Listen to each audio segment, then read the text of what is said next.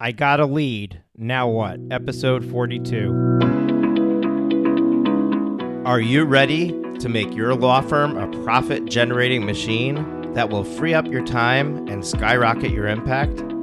With more than 2 decades of business growth experience and having proven that you can be successful while prioritizing your family and your impact, introducing the Profit with Law podcast. I am your host, the creator of the Firm Differentiator 10X Effect, Moshe Amsel.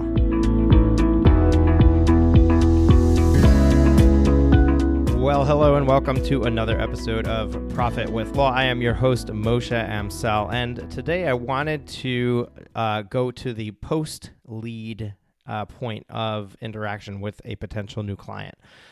We've talked a bit on this podcast about marketing. Marketing's job is to make your phone ring. Marketing's job is to drive leads to the practice.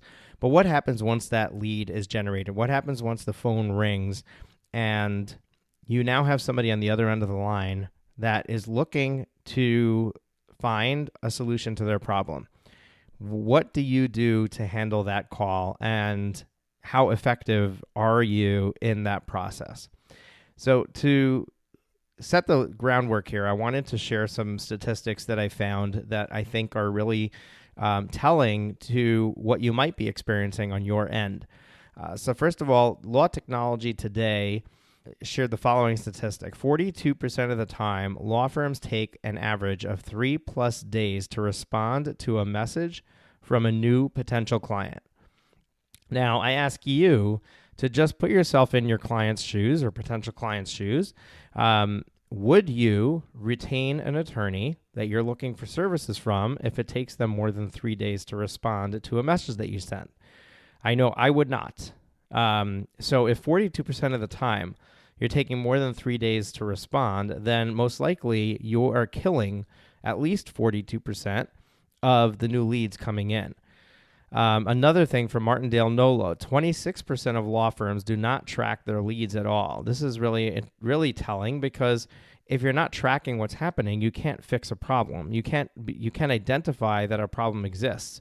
You could be getting a lot of leads and you constantly think that you have a marketing problem when really you have a sales problem. You have a problem in handling the leads that are coming in. So this is also very interesting. Another Law Technology Today statistic, 86% of the time, law firms fail to collect an email address, and 45% of the time, law firms fail to collect a phone number on an initial call, which means that you're essentially hoping that the person is going to call back, or that they are going to answer the phone when you call. So there's no way for you to communicate to them if you don't have their email address, and there's no way for you to communicate with them at all if you don't have their phone number or email address. So once again, another 45% of leads are being squashed by just not getting a callback number. Another one from Law Technology Today, 35% of the time, phone calls from prospective clients are not answered. And we're actually going to have a guest on the show coming up in a couple of weeks, Maddie from Smith AI. And they're a legal reception service, and she goes into detail on this. But what's interesting is that clients of mine who are not open after hours have resisted getting the phone answered after hours. But what you're forgetting is that sometimes people are working during the day, and when they're looking to solve their problems, it might be 7 o'clock at night, 8 o'clock at night. And if your firm is closed, the phone isn't answered, likely they're not leaving a message. Likely they're calling a bunch of numbers until they get a live person answering the phone. So how many of those calls are you giving up a lead on? And then finally, according to HubSpot, the industry average close rate for the legal industry is 25%. Now, first of all, 25%, I guess it's technically a good close rate, because the overall close rate across industries is 19%. But I can tell you that you can be far higher than 25%. I'm guessing that you probably don't know your numbers, but if you can just look at how many leads did you get and how many of them turned into clients, if your close rate is below 25%, then at least you know you're below industry average for the legal industry. Now, if you're above, don't just pat yourself on the back just yet. Still stay tuned for the rest of this episode, because I'm sure that we're going to share something that would be helpful to you. Now, I'm going to keep this episode on the shorter side. We can dive into some of these things even deeper in the future. But I think that it's important for the whole point of this episode to be that the primary reason I believe that law firms do a pretty poor job of closing the sale when a lead comes in is because we make assumptions. And we make assumptions about what our clients are feeling and what our clients are thinking, or potential clients, in this process. And because we make those assumptions, we don't put enough weight of importance on certain things. And I'm going to share some information from you that comes from the Clio 2018 Trends Report of small law firms and clients, potential clients seeking law firms. And what's interesting is that in that report, they have a section where they questioned law firm owners and they questioned consumers, and they questioned them about different things that they feel are important to them. And what I found, these three things that I found are extremely interesting and telling in what's happening here in the sales process. So first, they found that a client's relief that they feel when retaining an attorney is more than 3 times the amount that the attorney perceived their relief to be. So in other words, when somebody goes and contacts your firm, they have a problem that is gnawing at them to such a degree that when they finally have an attorney in their corner, they're so relieved that relief is huge, to the point that the attorney assumed that, all they did is sign with us. In other words, you have the professional knowledge of knowing how simple and easy their case is, or how not a big deal it is, but to them, it's a huge deal. And therefore, you're discounting how much anxiety you're removing by closing the sale with them. Another interesting thing is their level of urgency. And this is not just in the sales process, but this is throughout the handling of a matter with them. Their level of urgency is more than twice the level assumed or perceived by lawyers.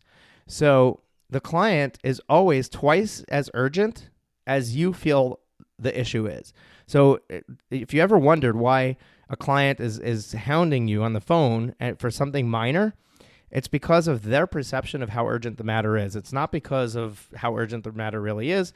And you have to remove yourself from the position of saying, it's not urgent, to putting yourself in the client's shoes and accepting their perception of urgency so that you can put them at ease.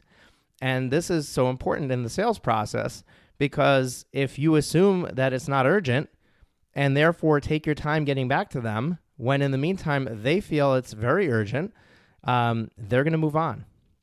And then finally, their frustration level, and this is a very telling thing, and this is probably more during the handling of their matter than in the sales process, but there's other statistics that show you that the sales process is definitely a place that can be improved.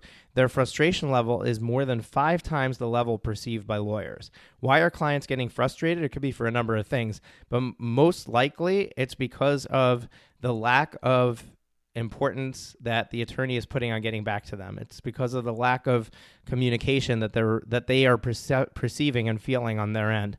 And this all translates back into the sales conversation. How quickly are you getting back to them? How quickly are you answering the phone? How quickly are you solving their problem? How quickly are you converting them from a lead to a client? When somebody reaches out to you, they have a specific need today, right now. That's when they have a problem. Not tomorrow, not next week. Their problem is current. It's gnawing at them. They're anxious about it. They need a solution. They want to know if you are their solution. And if you fail to rise to the occasion at that moment and become their solution, you're going to lose them as a client. So the leads that come in have to be handled quickly, efficiently, professionally, and they have to feel, the client, the potential client has to feel on their end that your firm is responsive, that your firm cares about them, that your firm has the solution to their problem. And if they can't feel that and perceive that on their end, you're not going to make the sale. And this is the solution. This is the reason that law firms historically struggle with closing these leads. And this is why there are so many firms out there saying, oh, that's a bad internet lead. That is, web leads are not the way to go because referrals are the way to go. Yeah, if somebody comes to you referred by somebody else and they already know that you're the person to handle their problem, they might put up with waiting 3 days for a response. They might just assume that's the way you do business, and you've now effectively trained them as a client to wait on edge for a long period of time to get the response that they need. But the reality is that those other leads are not poor leads. Sometimes they are. Sometimes they're just price shopping, and they could care less about what you could do for them and how well you could do it for them. But there are other ways to filter that than just ignoring them or punting the response down 3 or 4 days later to see if maybe they'll be sticking around waiting for me to get back to them. So what I did was I jotted down some key points that I think are, I'm going to give you a 4-step process. And if you follow this 4-step process, this should significantly improve and change the experience that you have as far as leads go. In other words, you should find a significant improvement in your close rate by implementing these 4 steps. Now, some of the steps are more detailed and we'll hopefully go into more detail on future podcast episodes. But step number 1 is to create a system. And when I say create a system, I mean literally a flowchart that maps out what happens from when the phone rings and the call gets answered. What information are we gathering from that person? What are we selling them? How are we handling that sale? Now, very often, what we're doing is we're saying, an attorney needs to talk to them in order to figure out what their matter requires. And therefore, we cannot give them a proposal, a quote. We cannot, give them a price until we know what's involved in their matter. And this is where I am going to tell you that charging a consultation fee as your initial sale is critical. And I'm going to do a completely separate podcast episode on this, but I can tell you that even if, because I've heard somebody say even in contingency matters, that with contingency matters, you can't charge a consultation fee. And I am going to call BS on that. And I will tell you in a future episode why you could charge a consultation fee for that. But if you're not charging a consultation fee, you're doing yourself a huge disservice. First of all, you're demonstrating to your new client that your time is not worth anything because you're willing to give them a half hour, an hour of your time just to consult with them. Second of all, you are taking away a tremendous ability that you have right now in the sales process. By taking a fee for the consultation, you are creating a barrier to entry of becoming a client to be very low. Let's say your consultation fee is $300 because you're going to spend 30 minutes with them, and that's really that's more than your hourly rate. And let's say you charge $300 for your consultation fee. The person on the other end of that decision now needs to decide whether they want to spend $300 to get the information that they need. Now, you can turn around and say, if you retain us as a client, if you become a client of ours, you retain us as your attorney, we will take that $300 consultation fee and credit it towards your first bill or towards your retainer when you retain us. And there's other tactics that we can use. However, in sales in general, the hardest part of the sales process is to convert somebody from a prospect to a customer. Once they're a customer, they are more, the percentage rises significantly of them purchasing from you over and over again. So it's a lot easier to sell somebody a $300 item and then ask them to write a $5,000 retainer check than to try to sell them that $5,000 retainer check as the first sale. So by charging for a consultation, you're essentially paving the way for a cleaner, easier decision process for them to become a long-term client of yours and actually retain you for what they need. So it's really important to charge a consultation fee. And what that also does is it allows anybody to make the sale. You can have your receptionist make the sale because there's no legal advice being provided at that level, and they're simply gathering information. So number one, you want to create a system. That system has to have a unified way to handle new leads. It has to have a unified way to make the initial sale, and you have to have an entry-level offer that has a set price and does not need knowledge of the matter to sell. As soon as you delay the sales process to a free consultation or a conversation with an attorney, a subject matter expert, even a paralegal, to get more information and to be able to effectively quote them the right thing for what they need, as soon as you do that, you have now elongated the sales process. And your goal should be to take them from lead to sale as quickly as possible. So number one, create a system. Number two, have the phone answered by a human being every time. This is critical. The person answering the phone needs to be pleasant, calm, and reassuring. The person needs to be knowledgeable enough to either route the call properly to somebody who can make the initial sale or handle the initial sale. And finally, remember that statistic about not collecting phone numbers and email addresses? The first thing the person answering the phone should be doing is getting the person's name, phone number, and email address.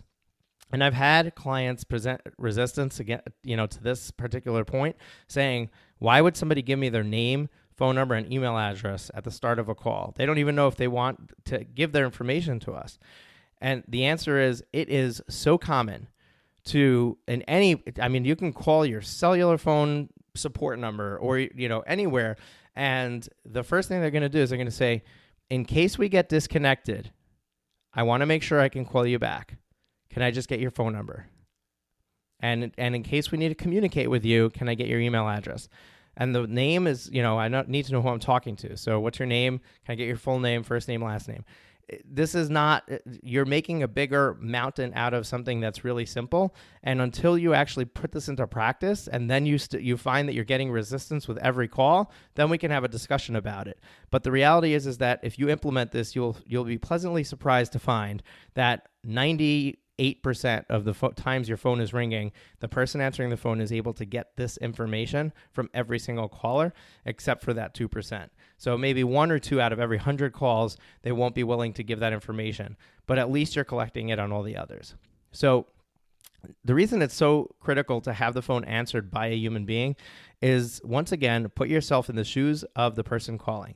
Remember what we said, that they are looking to be relieved of some major anxiety. They have a level of urgency twice the level that you're assuming that they have. They are frustrated. Probably you're not the first law firm they're calling. They've probably called a whole bunch, and they've probably not reached a live person on many of those calls. And when they did, they probably were punted to a sales process where they now need to wait for an attorney to call them back. And they're waiting for who knows how long. They could have just gone through and called 10 other law firms. If you're the one that answers the phone live with a pleasant person who's ready to sell them a consultation to solve their problem, where now they know, okay, I have this scheduled appointment with this attorney that I've paid for, so they're going to show up and nobody's going to push me off and I'm going to get the answer to my problem, you've got the sale. You have the sale. It's that simple. So number 2, have the phone answered by a human being every time. Number 3, have a clear system for follow-up. You have to have a clear system for following up with the potential client, with the lead. If they decide not to purchase the consultation at the time, then you need to have a way that you're following up with them consistently and quickly. You want to follow up with them the next day, the day after. You don't want to wait. You don't want to give it 3 or 4 days. Oh, they need some time. They don't want us, unless they specifically say, I don't want to talk to you again for another week, you follow up with them quickly and efficiently. And then finally, if they did purchase the consultation package, number 4, have a clear system for handling the new client. make sure that they experience an onboarding process that is stellar and makes them feel like they made the right decision. Because remember, you only sold them a consultation. You want to sell them a much higher priced item in the follow-up consultation. So they have to have the most amazing experience from that time until their consultation occurs. If you have reminders going out to them, you have information going out to them, by the time that they come to that consultation, they are educated and they have seen the level of responsiveness that your office can provide, then they are so much more likely to sign a retainer agreement before they walk out of that consultation.